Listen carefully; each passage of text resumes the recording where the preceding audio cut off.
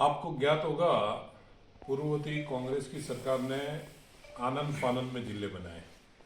जब जिले बने उस जिले का जो नोटिफिकेशन जारी हुआ उसके बीच में भी बड़ा गैप था। फिर बाद में रानीवाड़ा बागोड़ा में बड़े धरना प्रदर्शन हुए।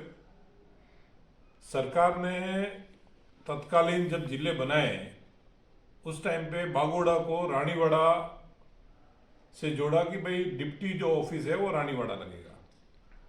रानीवाड़े की एक पंचायत ली, एक पंचायत समिति ले ली बागोड़ा, और सांचौर एक विधानसभा, जिसको तोड़ मरोड़ के जिला बनाने की कोशिश की। और तत्कालीन मुख्यमंत्री महोदय ने भी सम्मान्य सुखराम जी को ये कहा कि आप रात को सोए और सुबह जिला बना दिया।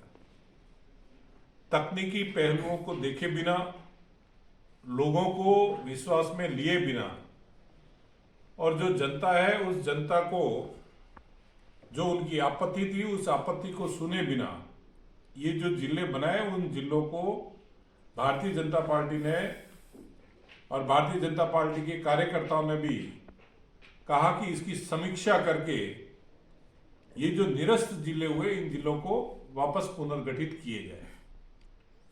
हम आज भी इस विषय पे सरकार से चर्चा कर रहे हैं कि इनकी समीक्षा होनी चाहिए, लेकिन जो तकनीकी कारणों की जो कमी कांग्रेस की सरकार ने रखी, उन कारणों को खत्म करते हुए ये जिले पुनर्जीवित करें। सांचौर जो है वो रानीवाड़ा के धरने का और बागोड़ा का जो धरना हुआ उसका इफेक्टेड है। और आपने देखा होगा कि जिस दिन इसकी नींव रखी गई उस दिन मुहूर्त भी शायद इन्होंने अच्छा नहीं निकाला था। देवासी समाज का एक बेटा उसी दिन यहां पे उसका खून हुआ और लहू की नदियां जो सांचौर की जमीन पे बिखरी, उस कलंक को भी मिटाया। आज हम चाहते हैं कि सांचौर वापस जिला बने, लेकिन एक शांत, एक सुंदर जिला जो यहाँ की लोगों ने कल्पना की है वो बने। यहां पे नशे का व्यापार बहुत बढ़ गया, जिसको अंकुश रखने के लिए पाकिस्तान की सीमा जो सटी हुई है, साथ ही जालोर यहां से बहुत दूर है। इन सब पहलुओं को देखते हुए यहाँ पे जिले का निर्माण हो, जिसमें जो भी जिले में समावेश हो वो सब खुशी खुशी सांचौर आए। कोई ये ना कहे कि नहीं हम सांचौर नहीं जाएंगे, सब ये कहे कि सांचौर अच्छा है।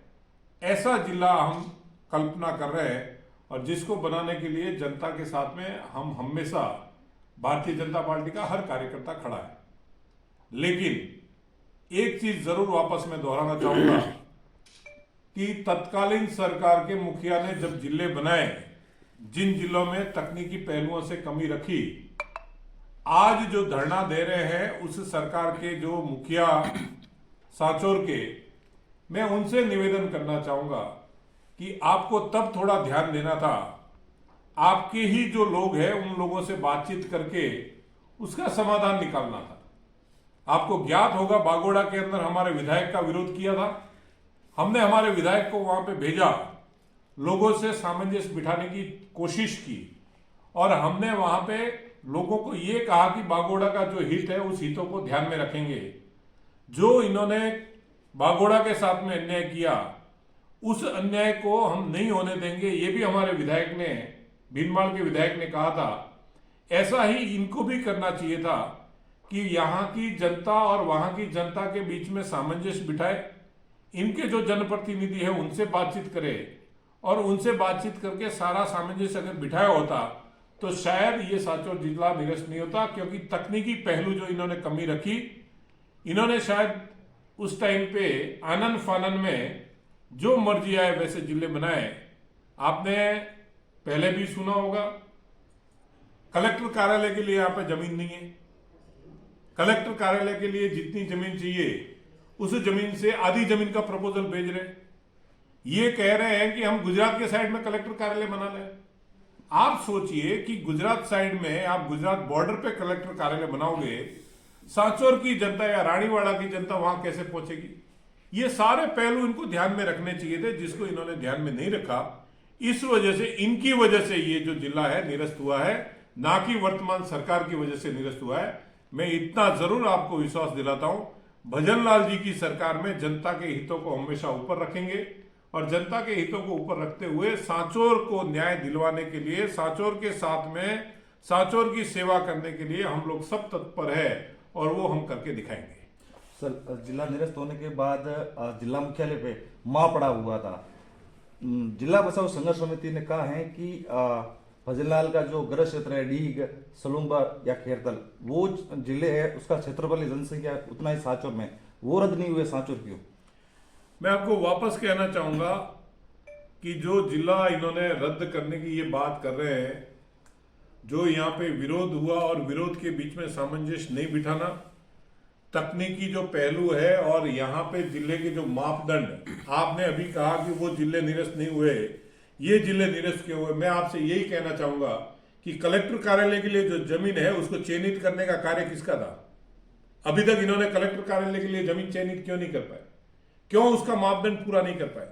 ये सारे पहलू जो है, इन पहलुओं के तह तक जाएंगे तभी पता चलेगा। और जो कमेटी बनी थी, सरकार ने जिस कमेटी को यहाँ पे घोषित करके भेजा था, उस कमेटी की जो रिपोर्ट थी, उस रिपोर्ट के अंदर यहाँ के लोगों ने कहा है कि भाई ये जिला जो है, हम वापस जालौर में जाने को तैयार है। रानीवाड़ा के लोग कह रहे हैं हम जालौर में जाने को तैयार है, बागोड़ा के लोग कह रहे हैं जालौर में जाने को तैयार। ये जो चीजें हुई है, इन चीजों की वजह से जो नुकसान हो रहा था लोगों को, उस नुकसान को देखते हुए कमेटी ने सिफारिश की है, जिसमें आप जो कह रहे हो उन पहलुओं को वापस हम सरकार के सामने रखेंगे। वापस हम सरकार के सामने इस चीज को रखेंगे कि ये बॉर्डरवर्ती, सीमावर्ती जिला है। हम सरकार से बात करेंगे कि सांचौर जालौर से जो दूरी है वो दूरी ज्यादा है, इसलिए सांचौर के हित को देखते हुए आपको समीक्षा करके यहाँ पे जिला इसको बनाए और तब तक प्रशासनिक कारणों से एडीएम कार्यालय खोले। एसपी का जो विषय है, उस एसपी का विषय, यहाँ पे अपराधों की रोकथाम के लिए कोई मैकेनिज्म हम तैयार करने के लिए भी सरकार से निवेदन करेंगे कि भाई वो मैकेनिज्म तैयार हो जिससे नशा जो है वो नशे को हम खत्म कर पाए और यहाँ पे अमन चैन वापस ला पाए।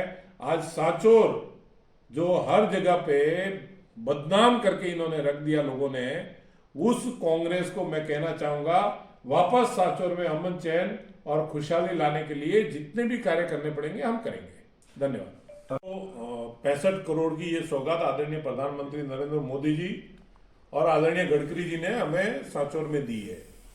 एलिवेटेड ब्रिज जो है, वो एलिवेटेड ब्रिज सांचौर की एक लाइफलाइन बनेगी। और मुझे यही वाकया याद है, सांचौर 4 रास्ता पे बहुत सारे एक्सीडेंट होते थे। उस एक्सीडेंट में एक पुलिस कांस्टेबल का भी एक्सीडेंट हुआ था, जिसकी जान बचाने के लिए 22 लाख के 25 लाख रुपए शायद उस परिवार ने खर्च किए थे। ऐसी जगह पे आज एलिवेटेड ब्रिज आया। मैं धन्यवाद दूंगा प्रधानमंत्री जी और सड़क परिवहन मंत्री जी को कि उन्होंने हमें ये सौगात दी। अब रही कुछ कमियों की बात, कल ही हमने पीडी से बात की और आज पीडी सांचौर में है। प्रोजेक्ट डायरेक्टर जो बाड़मेर है वो सांचौर में है। अभी वो एसडीएम और उनके साथ में मीटिंग करके इसमें जो भी समस्या ट्रैफिक को लेके आ रही है उस समस्या को हम दूर करेंगे और उसका बाईपास निकाल के इस रोड को जल्दी से जल्दी एलिवेटेड ब्रिज बनाए और जो व्यापारियों की समस्या है उस समस्याओं का समाधान करें, ताकि व्यापारियों को भी समस्या ना हो और यहाँ की जनता को भी शांति से आना जाने का मार्ग सुगम मिले। ये व्यवस्था हम करके देंगे। पीडी आज सांचौर में और अभी मीटिंग होगी और शायद उनसे मैं बातचीत भी करूंगा और हो सकेगा तो मैं उनके साथ में मीटिंग में भी हाजिर रहूंगा ताकि इसका समाधान हम जल्दी से जल्दी कर सकें।